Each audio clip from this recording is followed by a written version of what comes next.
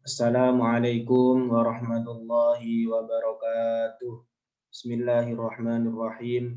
Saya Muhammad Iqbal Nafi, nomor absen 24, NIM A9221910. Saya di sini akan mempresentasikan makalah saya yang berjudul Pendekatan Interdisipliner dalam Historiografi Islam. Yang pertama yaitu pengertian dari pendekatan. Secara etimologi, pendekatan merupakan derivasi dari kata dekat yang artinya tidak jauh. Setelah mendapat awalan pe dan akhiran an, maka artinya menjadi proses, perbuatan, atau cara pandang, cara mendekati. Sedangkan pendekatan secara terminologi adalah cara pandang atau paradigma yang terdapat dalam suatu bidang ilmu yang selanjutnya digunakan dalam memahami kajian. Menurut Dr. Arme Arif MA, pendekatan adalah proses perbuatan. Yang pertama, cara mendekati. Terus yang kedua, usaha dalam rangka aktivitas penelitian untuk mengadakan hubungan dengan orang-orang yang diteliti, metode-metode untuk mencapai pengertian tentang masalah penelitian.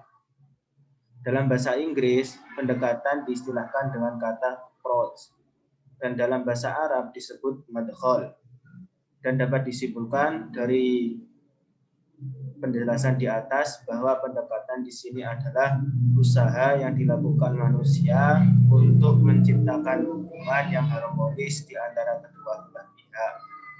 Artinya hubungan antara si peneliti dengan objek yang diteliti akan menjalin hubungan yang baik. Selanjutnya yaitu pendekatan interdisipliner dalam historiografi Islam. Dalam mempelajari suatu disiplin ilmu yang telah tersusun secara sistematis dan logis, diperlukan kematangan intelektual tertentu. Diketahui bahwa historiografi mempunyai banyak dimensi, yaitu mulai dari dimensi sejarah, gaya penulisan, ilmu pengetahuan, lingkungan hidup, keadaan sosial pada saat itu, dan lain sebagainya. Untuk memahami dimensi historiografi tersebut tentunya membutuhkan berbagai pendekatan yang digali dengan berbagai disiplin ilmu.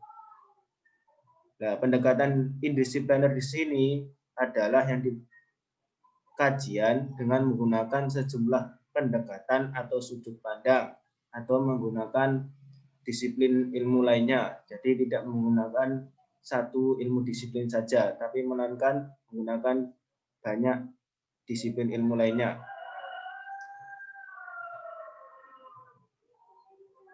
Di sini misalnya menggunakan pendekatan sosiologis, historis secara bersamaan. Pentingnya pendekatan ini semakin disadari dengan keterbatasan dari hasil penelitian yang hanya menggunakan satu pendekatan tertentu. Misalnya dalam mengkaji teks agama seperti Al-Quran dan As-Sunnah. Tidak cukup dengan hanya menggunakan pendekatan tekstual, akan tetapi juga harus dilengkapi dengan pendekatan sosiologis dan historis sekaligus. Bahkan kalau perlu ditambah dengan pendekatan hermeneutik misalnya. Nah, dari pemaparan di atas muncul beberapa catatan. Yang pertama, perkembangan historiografi dan pendekatannya sejalan dengan perkembangan ilmu pengetahuan itu sendiri. Yang kedua, adanya penekanan dan pendekatan pada bidang tertentu dimaksudkan agar mampu memahami historiografi Islam lebih komprehensif sesuai kebutuhan tuntunan yang semakin lengkap dan kompleks. Yang ketiga, perkembangan tersebut merupakan hal yang wajar terjadi. Kalau tidak, berarti menjadi pertanda bahwa historiografi Islam tidak mendapatkan perhatian, bahkan diajukan. Nah, selanjutnya mengapa historiografi memerlukan pendekatan interdisipliner? Jadi, karena penulisan sejarah yang deskriptif, eksplanatif menjadi tren baru dalam historiografi. Penulisan model ini memerlukan adanya pendekatan terhadap teori, hukum, dan konsep ilmu-ilmu sosial. Dengan model penulisan seperti ini, maka suatu peristiwa sejarah dapat dipahami dan dimengerti lebih mendalam. Nah, di sini saya menggunakan atau mengambil pendekatan dengan beberapa disiplin ilmu lainnya. Saya di sini mengambil 5, yaitu pendekatan sosiologis, pendekatan antropologis, pendekatan ilmu politik, pendekatan keagamaan, dan pendekatan sejarah. Yang pertama, pendekatan sosiologis. Apabila menggunakan pendekatan ini dalam penggambaran tentang peristiwa masa lalu, maka di dalamnya akan terungkap segi-segi sosial dari peristiwa yang dikaji. Nah, penulisan sejarah dengan pendekatan sosiologis itu dapat dikatakan sebagai sejarah sosial karena pembahasannya mencakup golongan sosial yang berperan, jenis hubungan sosial, konflik berdasarkan kepentingan, pelapisan sosial, peranan serta status sosial, dan lain sebagainya. Selanjutnya yang kedua yaitu pendekatan antropologis. Nah, antara ilmu antropologis dan ilmu sosiologis itu hampir sama, yaitu sama-sama mempelajari tentang masyarakat, namun tentunya berbeda. Hal yang membedakannya adalah pendekatannya, sasaran utama kajiannya, dan sejarah perkembangannya sebagai ilmu pengetahuan. Nah, antropologi sendiri ada beberapa cabang, ada 3. Yang pertama yaitu antropologi sosiologi, antropologi politik, antropologi budaya. Nah, di sini saya mengambil antropologi budaya untuk dikaitkan dengan historiografi. Nah, titik temu antara antropologi budaya dengan sejarah itu sudah jelas karena keduanya mempelajari tentang manusia sebagai objeknya. Apabila sejarah menggambarkan kehidupan manusia dan masyarakat masa lampau, maka gambaran itu mencakup unsur-unsur kebudayaan, sehingga di sini tampak adanya tumpang tindih antara sejarah dan antropologi budaya. Oleh karena itu, sebagaimana halnya sejarah dan antropologi, sejarah dan sosiologi, perpaduan antara pandangan sinkronis dan diakronis merupakan pendekatan yang bisa memadukan antara kedua disiplin itu. Selanjutnya menggunakan pendekatan keagamaan. Nah, bagaimana kok agama bisa dijadikan sebagai pendekatan dalam sejarah? Nah, di sini mengutamakan orientasi pemahaman atau penafsiran terhadap fakta sejarah, sehingga sejarah berperan sebagai metode analisis. Nah, pendekatan sejarah dalam keagamaan itu agama menjadi objeknya, sehingga nantinya dalam pendekatan ditemukan beberapa gejala agama tersebut, misalnya seperti dari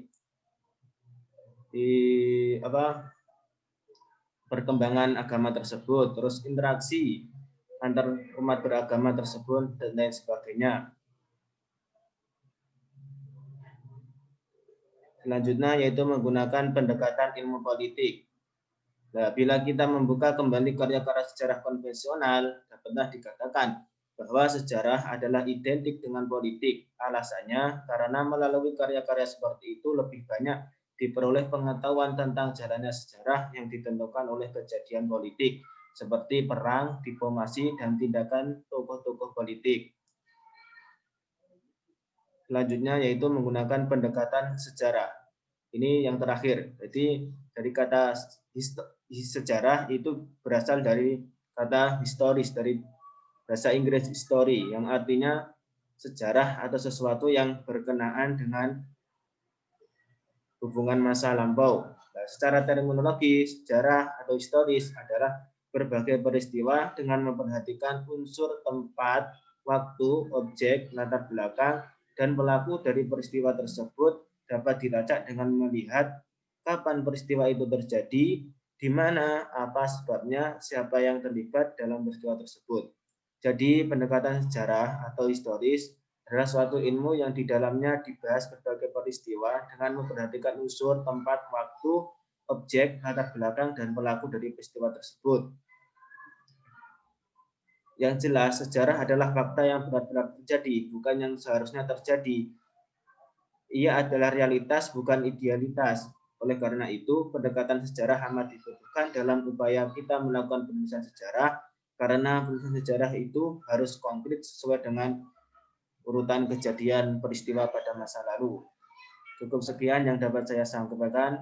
Akhirul kalam, wallahu muwaffiq ila aqwamit thoriq. Wassalamualaikum warahmatullahi wabarakatuh.